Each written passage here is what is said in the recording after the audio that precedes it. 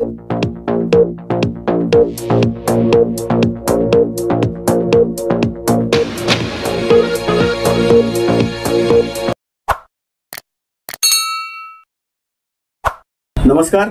मी Chintamani Sahasrabuddhe. Hello प्रभातच्या एक नजर विधानसभेवर ह्या विशेष वृत्तमालिकेमध्ये आपलं सहर्ष स्वागत. आज आपण बोलणार आहे जत विधानसभा मतदारसंघाबद्दल. सांगली जिल्ह्याच्या एका टोकाला असलेला आणि आकारानं सगळ्यात मोठा असलेला हा विधानसभा मतदारसंघ आहे. यापूर्वी या मतदारसंघामध्ये पाण्याचा प्रश्न सातत्यानं मांडला जायचा. गेल्या काही वर्षामध्ये थोड्याफार प्रमाणात तरी या भागामध्ये पाणी म्हैसाळ योजनेचं पोहोचलेलं आहे. पण तरी सुद्धा अजून काही भाग पाण्यापासून वंचित आहे. नागरी सुविधांपासून सुद्धा मोठ्या प्रमाणावर काही भाग वंचित आहे. जत शहरामध्ये पाण्याची व्यवस्था आता बऱ्यापैकी झालेली आहे. अजूनही काही ठिकाणी प्रॉब्लेम नाही असं नाही. त्यामुळं जत तालुक्यामध्ये यावेळीची सुद्धा इलेक्शन ही पाण्याच्या प्रश्नावरती होऊ शकते. अर्थात यंदा पाऊस बऱ्यापैकी झाल्यामुळं थोडीशी त्याची तीव्रता कमी झाली एवढंच. जत तालुका म्हणजे संपूर्ण मतदारसंघ आहे. याचं राजकारण सुरुवातीला काँग्रेसच्या भोवतीच होतं, परंतु नंतर हळूहळू परिस्थिती पालटत गेली आणि त्या ठिकाणी काँग्रेसच्या विरोधात सुद्धा मोठा सूर उमटायला लागला. अनेकदा असं झालेलं आहे की काँग्रेसच्या विरोधात सर्व विरोधी पक्षांनी किंवा विरोधी गटांनी एकत्र येऊन तिथं निवडणूक लढवलेली आहे आणि त्यामध्ये प्रामुख्यानं नेहमी पुढाकार असायचा भारतीय जनता पक्षाचे ज्येष्ठ नेते विलासराव जगताप यांचा. त्यांच्या पुढाकारानं किंबहुना त्यांच्या पाठिंब्यानं त्या ठिकाणी अनेकदा निवडणुकीमध्ये फेरपालट झालेला आहे असं आपल्याला दिसेल. 2004 मध्ये भारतीय जनता पक्षाचा पहिला उमेदवार सांगली जिल्ह्यातला, किंबहुना असं आपल्याला म्हणता येईल की पश्चिम महाराष्ट्रात सुद्धा जत मतदारसंघातनं निवडून आला आणि ते निवडून आले म्हणजे आजचे भारतीय जनता पक्षाचे ज्येष्ठ नेते आणि सांगली जिल्ह्याचे पालकमंत्री सुरेशभाऊ खाडे. सुरेशभाऊंना निवडून आणण्यामध्ये विलासराव जगताप आणि त्यांच्या सर्व सहकाऱ्यांचा मोठा सहभाग होता आणि त्यानंतर मग तो मतदारसंघ बदलला, खुला झाला आणि सुरेश भाऊ मग मिरज मतदारसंघातनं निवडणूक लढवायला लागली. 9 साली विलासराव जगतापनी तिथं निवडणूक लढवली. त्यानंतर 14 मध्ये सुद्धा विलासराव जगतापनी तिथं इलेक्शन लढवली. 14 मध्ये भारतीय जनता पक्षाचे उमेदवार म्हणून विलासराव जगताप विजयी झाले. 19च्या निवडणुकीत मात्र पुन्हा एकदा काँग्रेसचे विक्रम सावंत तिथनं निवडून आले. एकूण आजची राजकीय परिस्थिती पाहिली तर विलासराव जगताप यांचा गट त्या तालुक्यामध्ये प्रबळ आहे आणि काँग्रेसचा म्हणजेच विक्रम सावंत यांचा गटही प्रबळ आहे.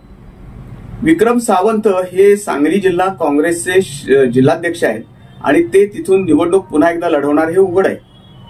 आता प्रश्न असा आहे की भारतीय जनता पक्षाचे उमेदवार कोण? स्वतः विलासराव जगतापच मैदानात उतरणार का तिथं मनगोंडा रवी पाटील हे एक प्रभावी तरुण नेते आहेत, भारतीय जनता पक्षाचे जिल्हा परिषदेचे माजी सभापती आहेत आणि त्यांचा त्या तालुक्यामध्ये खूप मोठा संपर्क पण आहे. त्या मतदारसंघाचे ते भारतीय जनता पक्षाचे समन्वयक सुद्धा आहेत.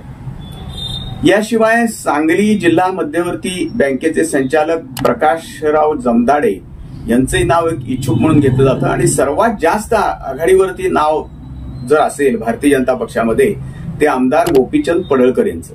गोपीचंद पडळकर यांचा या मतदारसंघात सतत संपर्क आहे. त्यांनी त्या मतदारसंघामध्ये अनेकदा प्रत्येक निवडणुकीमध्ये कामही केलेलं आहे. साहजिकच त्यांच्या समर्थकांचं म्हणणं असं आहे की पडळकरांनी तिथं निवडणूक लढवावी, परंतु स्थानिक विरुद्ध बाहेरचा असा तिथं वाद उफाळून यायची शक्यता नाकारता येत नाही आणि त्याची चुणूक आपल्याला काही दिवसापूर्वीच एका कार्यक्रमामध्ये भारतीय जनता पक्षाच्या कार्यक्रमातच झाली आणि कुणीतरी स्थानिक असा भूमिपुत्र असा उल्लेख केला आणि त्याच्यानंतर वादावादीला सुरुवात झाली. त्यामुळे पडळकर यांच्या दृष्टीनं त्या मतदारसंघामध्ये अडचणीची गोष्ट जर कुठली असेल तर ती स्थानिक विरुद्ध म्हणजे भूमिपुत्र विरुद्ध बाहेरचे हाच त्यांना अडचणीचा मुद्दा ठरण्याची मोठी शक्यता आहे. तमनगोंडा रवी पाटील हे त्या मतदारसंघात गेले 10 वर्ष निवडणुकीची तयारी करतायत आणि यावेळेला तर त्यांनी जोरदार तिथं तयारी केलेली आहे आणि त्यांनी विक्रम सावंत यांना लढत द्यायची मोठी त्याच्याकरता सज्जता केलेली आहे. आता या सगळ्यामध्ये विलासराव जगताप यांनी लोकसभा निवडणुकीमध्ये खरं म्हणलं तर भाजप विरुद्ध म्हणण्यापेक्षा त्यावेळी ते भारतीय जनता पक्षाचे जे उमेदवार होते संजय काका पाटील यांच्या विरुद्धच बंड केलं होतं. त्यांनी ते उमेदवार आम्हाला नकोत म्हणून सांगितलं आणि सरळ विशाल पाटील यांना उघड पाठिंबा दिला होता. त्यामुळं त्यांना भारतीय जनता पक्षातनं काही कारवाई झाली आहे का हे अजून काही क्लिअर झालेलं नाही.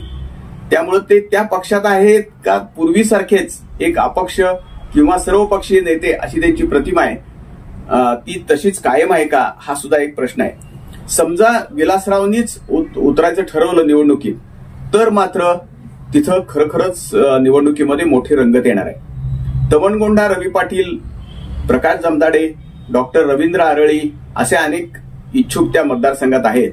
फक्त आता भारतीय जनता पक्षाची उमेदवारी नेमकी कुणाला मिळतीये यावर सर्व निवडणुकीचं गणित अवलंबून आहे।